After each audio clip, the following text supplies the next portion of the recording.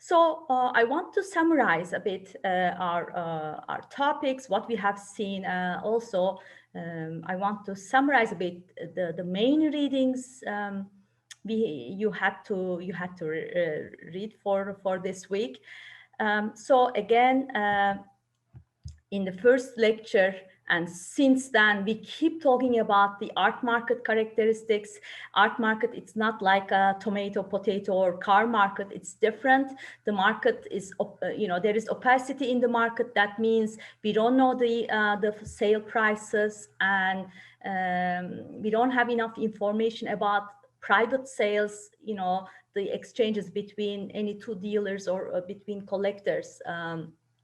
Even the sales through galleries, the sales volumes and the numbers are not clear, not declared. Only the auction prices are known. So that creates an opacity in the market. There's no transparency. And so art market is not homogeneous. So it's not a single market, rather a conglomeration of distinct markets. Okay, there's Turkish art market, and in the Turkish art market, there are different segments. There is Asian art market, Middle Eastern art, classical art, old masters. So this is not homogeneous entity, and each segment has its own experts, academics, collectors, artists, etc. So when we say art market, we have to be very careful about what do we mean, what is the context of the art pieces that we are talking about. Art can be a good investment. This investment perspective, we will see that it is built over time. This is interesting from an economist perspective. Of course, art can be a good investment. It can trade, in different markets. It may have different risk and returns, and it may have its own pattern of trade, but we have to understand very well. So there are primary markets and secondary markets. Primary markets are markets of artworks only shown for the first time in the market. So these could be, very young artists, newly graduate artists exhibitions, or established artists for the first time works which are exhibited are exchanged in the primary market through galleries.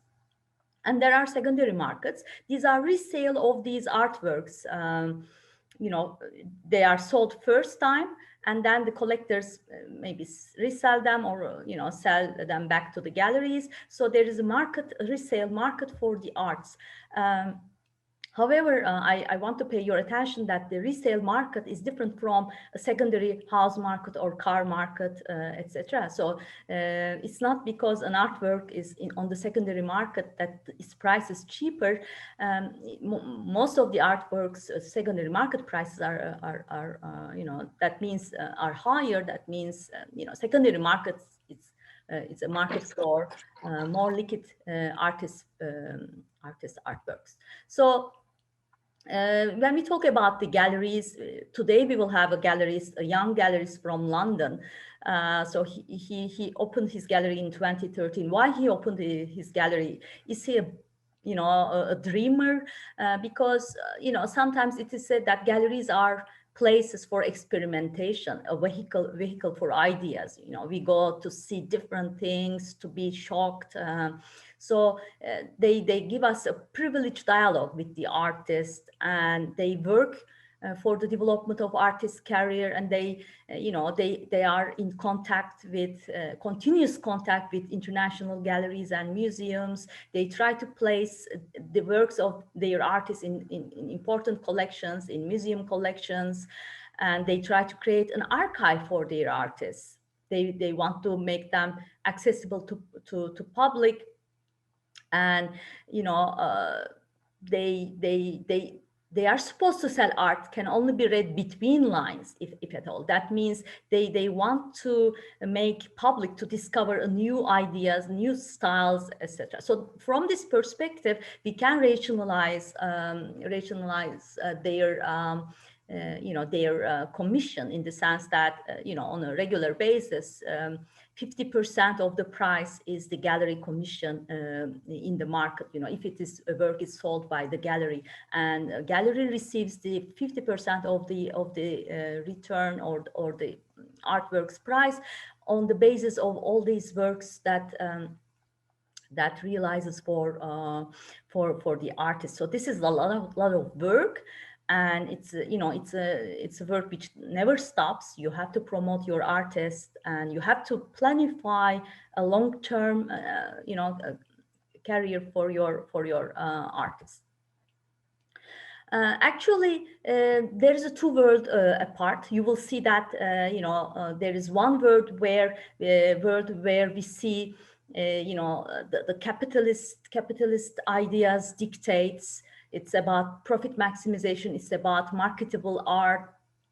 It's about attracting customers, discovering new ones, and you know, it's based on art as investment ideas. Okay, so you know, in this world, there are lots of negotiations with collectors, artists about price. You know, in the secondary market, galleries try to find you know, where are the valuable artworks to sell in the secondary market. They try to guess the future value of these artworks. So it's all about money, you know, auctions, pre-sale estimates, and try to attract attention of the you know, of these aspects, financial aspects of the artworks. Whereas you know, there is a different idea, and you know, this hostile world.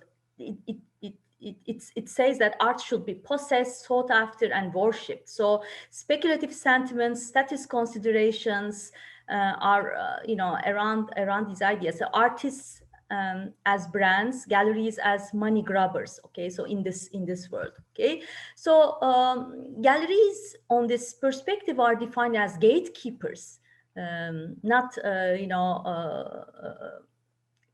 cultural institutions to enlighten people, but you know, basically profit maximizing entrepreneurs trying to you know, promote art and artists, and try to obtain as much you know, as collectors as possible. So in this world, capitalist ideas dominate. On the other side, there are the world where art dominates the capitalist world. Okay, so you have to discover the true artists. You have to work on this symbolic, imaginative world. You have to create meaningful world for your collectors. You have to put more emphasis on aesthetics, on qualitative approach. So this cannot be measured by the monetary means of the market. So this world of the art market is a bit away of speculation, away of financial terms. It's more based on artistic, aesthetic, qualitative modes, qualitative keys, than you know, this monetarist capitalist view. Okay, so these hostile words versus nothing but views of Zelizer represent these two perspectives, in the sense that on one side there is capitalism, which wants to overtake contemporary art, according to Armstrong, for example. You know, it quantifies and it reduces art to the status of a commodity. So as you know, commodities are exchanged on the means of, you know, price-based exchange, and it's like a mortgage houses, and you know, people are obsessed to accumulate these objects, whereas you know, the aesthetic, artistic value is put aside. Okay, so according to Marx, this is the commodification of art, and you cannot reconcile the economic value of artwork and artistic, aesthetic value of the artwork. So these are two worlds apart.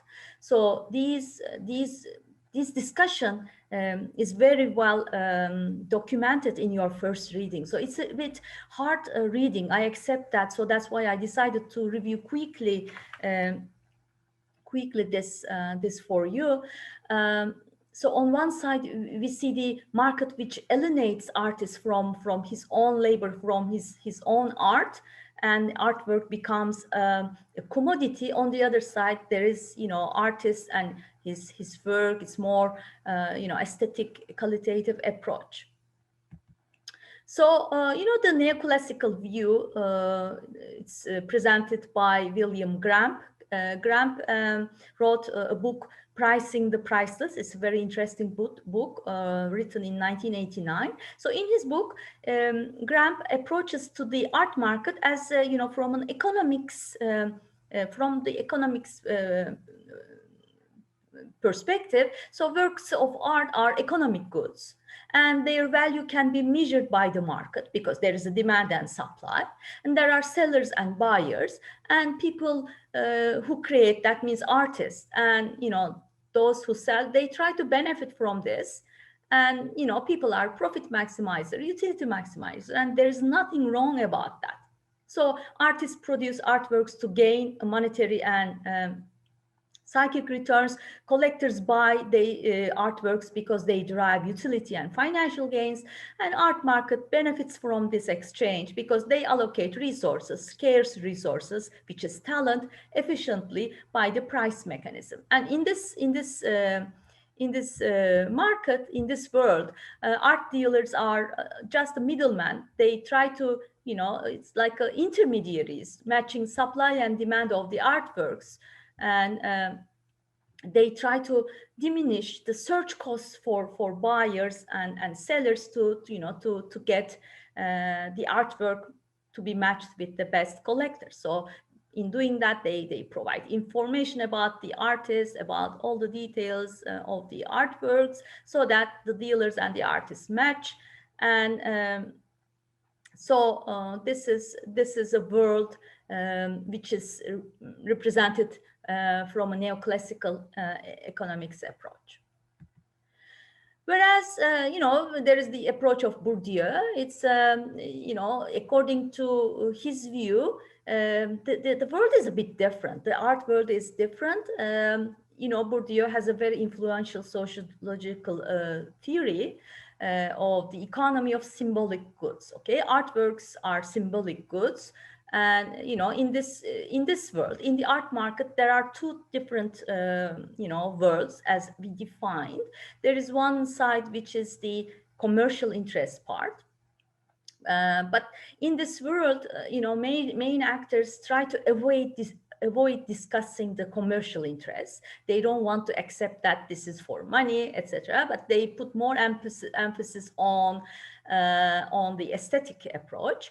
According to Bourdieu, people in this world, they diminish the emphasis of commercial side in order to put more emphasis on the symbolic aspects of the artworks. In doing that, they accumulate, this is important, they accumulate symbolic capital in the short run. That means they disapprove the economic, the financial aspects. But in the long run, they know that the negation will be payoff, and they will attract enough collectors, and the artworks will appreciate. So again, I invite you to do your readings to better understand this part.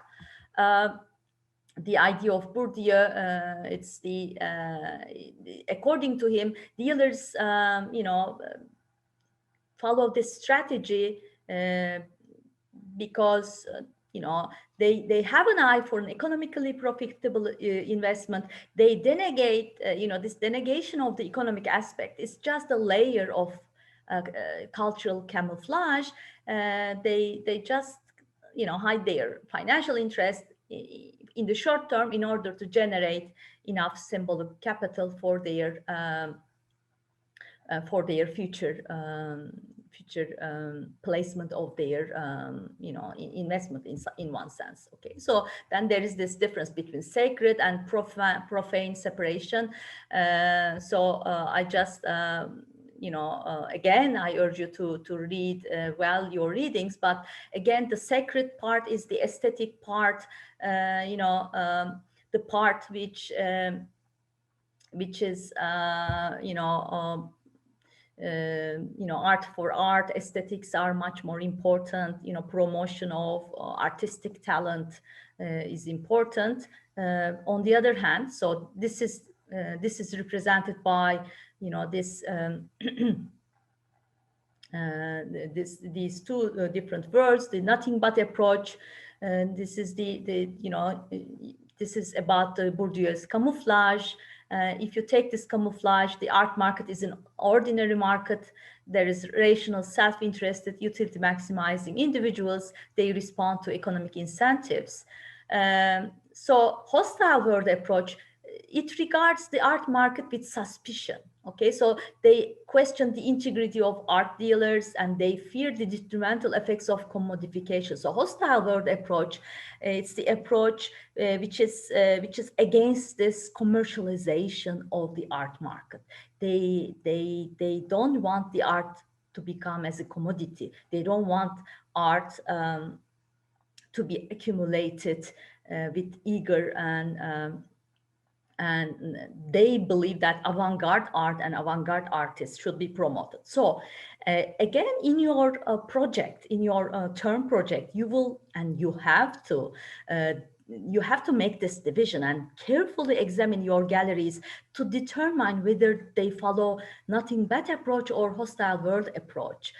So in which side they are, you can decide, you can understand whether they are avant-garde versus more commercial galleries and what kind of strategies they follow. And it is argued that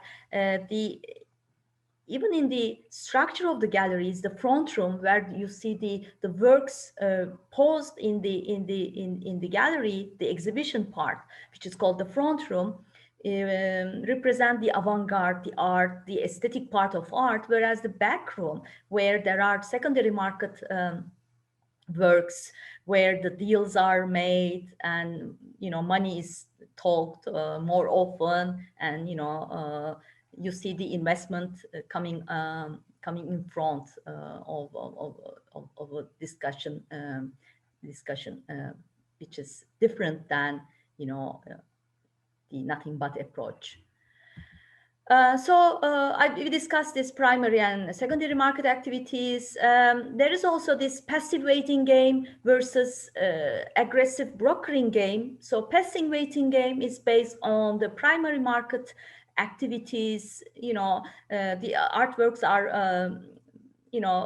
placed on a gallery space, and then the dealer waits for the collectors to come and choose and decide to buy the artwork. So it has to be a passive waiting game. So it depends on the success depends on this process, whereas the game of secondary market is much different. So again, prices in the art market are not perceived as promotion tools. Okay, so you cannot just make sales. There are no seasonary sales. Okay, so like winter sales or things like that. So prices are not promotion tools. Communication is important. So art market is a communication market where gossip, word of mouth, this permanent access of information is the currency. So this is called, I told you in the first lecture, this is called conversational currency. So this is relevant, and this information is extremely important for the emerging artists, because also the upcoming shows and other shows in non-profit spaces that gallery may be interested to get to participate in. They are very important. Networking is very important. On the other side, there is this brokering game. Okay, so this is the dealers who are interested to you know, to sell the artworks to fastest to the next collector possible. Okay, so in the waiting game, dealers try to match the artwork with the best collector. For example, they try to promote a certain artistic sensibility. They want to teach collectors to build a certain type of collection. You know, rhetoric used in the front room is different. It's you know, the dealer behaves as a cultural expert. The dealer has to tell a story about the artist, about why the artist done all this, have done all this work, the story behind the work. So the dealer should really tell a good story to sell the artworks in this waiting game. He has to be slow. He has to behave as a good cultural expert to guide collectors, taking the hands of the collectors in this difficult avant-garde art world. Okay, so of course the objective of the dealer is to promote the artworks and you know, meet the artworks with the collectors, with the museums, and all this requires a lot of networking. And you know, in one sense, we can define galleries as taste making machinery. They make taste. They try to you know, form the taste of the collectors. Okay, this is extremely important. Whereas in the back room, you know, if you visit the gallery, you will see that the gallery is divided into the exhibition hall and the back room, the office, where you know, lots of files are accumulated, and there are some secondary market works. So in the back room, there are secondary market operations where there is an active brokering game which is taking place. Okay, so in this room, dealers talk to other dealers. They try to network, get the, you know, learn where the artwork is there, and then sell this artwork to the collector. But in this case, many dealers may work together to do one deal. Okay, so and then at each step, each dealer will take a commission. So the secondary market operations are very large, and there are many people involved in these operations as well. So it's a profitable part, and even the Gagosian Gallery prefers to put a lot of time and energy to the secondary market, because you know, the profits are generated much faster in the secondary market for galleries as well. And so in this part, galleries and dealers are much more comfortable to talk about prices, and they are much more interested in the auction prices. They check continuously ArtNet databases to verify the prices of these artworks, contrary to the what is going on in the front room, the gallery, exhibition hall, where another game is taking place, which is the waiting game. Okay, so there are different acquisition motives. Aesthetics are very important, but you know, economists believe that there is this investment motive of art. People accumulate art because art could be defined as an investment, because artistic objects have a superior performance. Why? Because they you know, they have they are an asset, but at the same time they generate pleasure to people. Okay, so you cannot generate a pleasure of owning a regular stock of a company, but having you know, an artwork will give you a pleasure aside of its financial return. So there is a difference between artworks and other financial investments, like you know, stocks, gold, etc. Uh, but here the key is dealers prefer, of course, they cannot deny that artworks have certain investment characteristics, but they also they want to promote the idea of intellectual pursuit, discovery of continuous discovery of avant-garde artists to shake us, to move us. From this perspective, again, I repeat, dealers work as a taste-making machinery. On the other hand, of course, museum purchases are very important.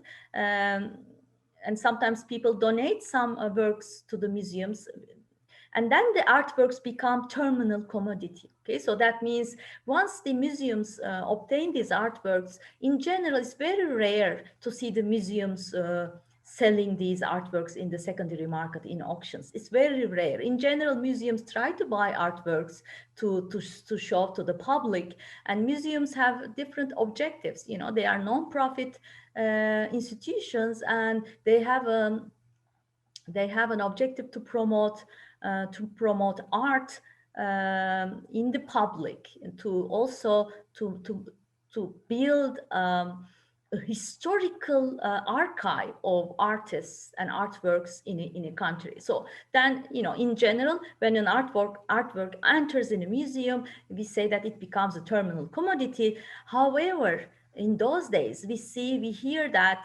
some museums are in financial trouble, and instead of firing their workers, they prefer to de-access their some artworks of their collection.